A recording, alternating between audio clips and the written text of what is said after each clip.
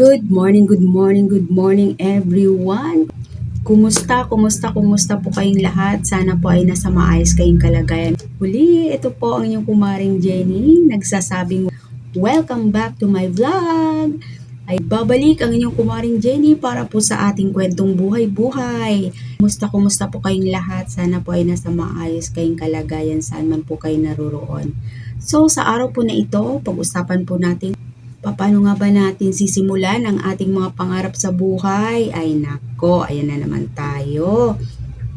Kailangan talaga meron tayong gawin para hindi tayo nawawala sa ating mga pangarap, hindi po ba? Kailangan po tibayan natin ang ating sarili, tibayan natin ang ating loob. Diba, huwag tayong manghina, huwag tayong magpatalo sa negatibong pumapasok sa isip natin. Huwag tayong magpatalo sa mga weaknesses po natin. Kailangan meron tayong lakas ng loob, no? Bigyan muna natin ng lakas ng loob ang ating mga sarili kasi dito talaga nagsisimula sa lakas ng loob. Hindi mo kayang gumawa ng kahit na anong bagay. Kapag wala kang lakas na loob, nagpapatalo ka lang sa pagdadown sa sarili mo. Nako, hindi ganun. Dapat tayo mismo, sa sarili natin magsisimula yung encouragement, hindi po sa ibang tao lamang. Kailangan tayo po mismo merong tibay, diba? Meron tayong tibay ng loob para po maging matagumpay. Huwag tayong magpatalo sa kahinaan natin kesyo hindi ka magaling, kesyo wala ka namang malaking puhunan, or kesyo hindi ka maganda, or hindi ka sikat, or baka sabihin mo walang sumusuport sa'yo, or baka hindi nila gusto yung gagawin mo, no? So, hindi ganun. Dapat tayo mismo, alam natin kung ano talaga ang gusto natin gawin sa buhay natin.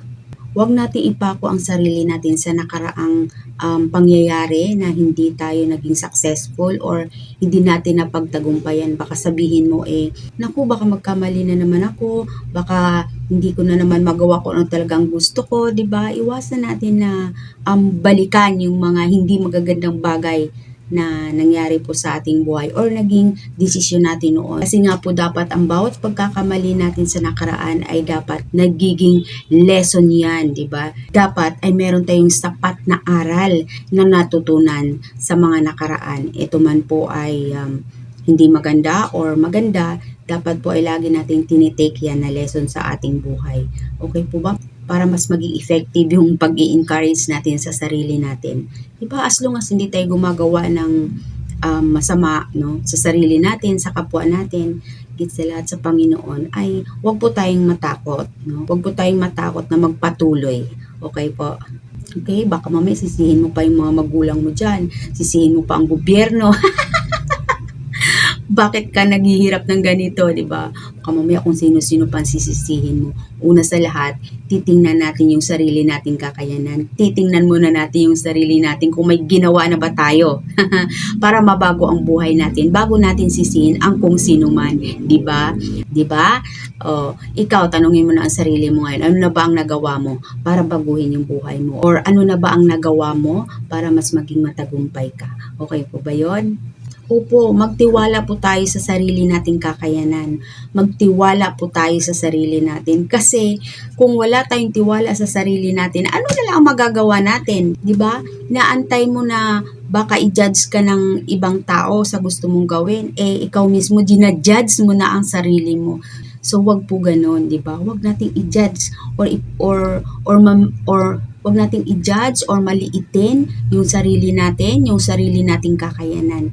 Bagkus. Sa halip, naiya tuloy ako sa bagkus.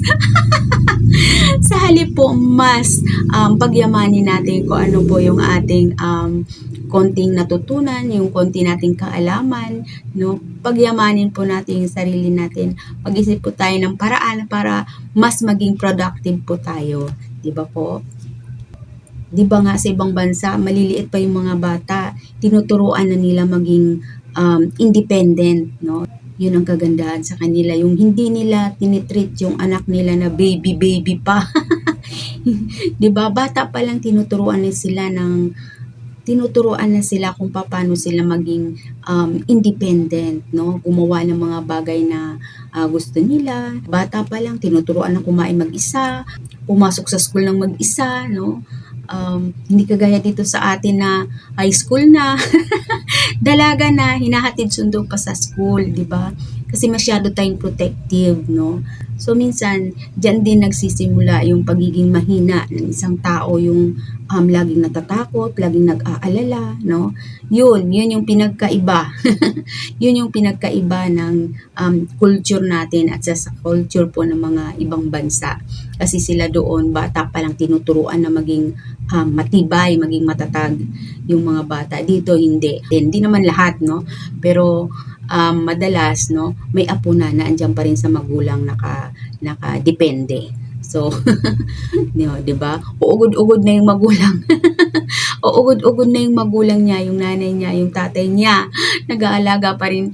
Dito, ang dami, alam niyo po, minsan nalulungkot ako na hindi ko maintindihan or hindi lang ako makarelate kasi nga marami yung mga lolo at saka lola na nag-aalaga ng mga apo nila, no, kahit hirap na hirap sila dahil yung mga anak nila ay kailangan magtrabaho.